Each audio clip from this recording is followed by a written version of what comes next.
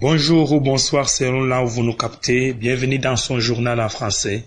Le journal centré sur le climat. La 25e conférence des Nations Unies sur le climat COP25 se déroule à Madrid depuis le 2 décembre. Mais des négociations n'avancent pas. Tout semble bloqué alors que l'urgence climatique est toujours plus grande et comme l'ont rappelé plusieurs centaines de milliers de manifestants vendredi soir.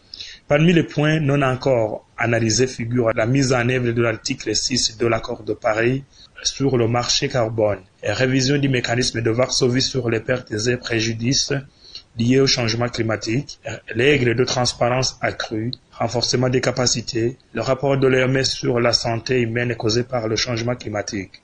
Cette lenteur de discussion était ainsi au moment où les effets néfastes du changement climatique continuent à secouer la planète Terre. Quelques exemples nous donnent la vision. Au Burundi, en commune Mugina de la province Cibitoke, zone Nyamakarabo, commune Nyempundu, les glissements de terrain causés par les pluies violentes ont emporté 26 vies humaines, en plus des champs, maisons, routes endommagées. Signalons que cette pluie violente s'est manifestée le 3 au 4 décembre 2019. Aux Philippines, le typhon Kamori qui a touché terre début décembre a provoqué des pluies torrentielles de vent atteignant 235 km par heure. Plusieurs personnes sont mortes et plus de 500 000 ont été évacuées et à cela s'ajoutent des dommages incalculables aux bâtiments, routes, lignes électriques et ponts. Presque tous les vols ont été annulés, le transport maritime a également été interrompu. Au Sri Lanka, en seulement 24 heures, des pluies ont été plus de 100 mm3 provoquant d'énormes glissements de terrain et entraînant malheureusement la mort de plusieurs personnes, des centaines de personnes déplacées et des milliers de personnes affectées. Le département de météorologie du Sri Lanka a averti la population que des pluies intenses allaient continuer, allant jusqu'à 150 mm et qu'elles sont accompagnées de vents violents pouvant atteindre 80 km par heure.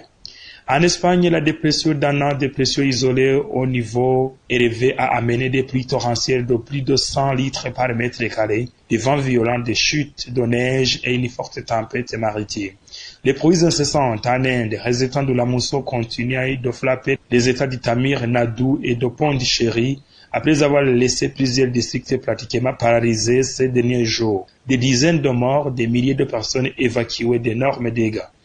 En Malaisie, également, les fortes et intenses pluies ont provoqué de grandes inondations, des débordements de rivières et ont forcé l'évacuation de milliers de personnes.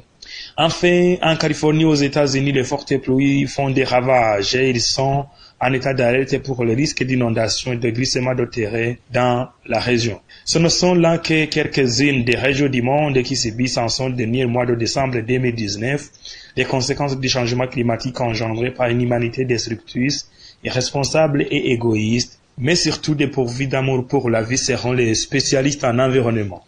Point final à ce journal qui était centré sur le changement climatique. Merci de nous avoir suivis. Prochain rendez-vous demain. Au revoir.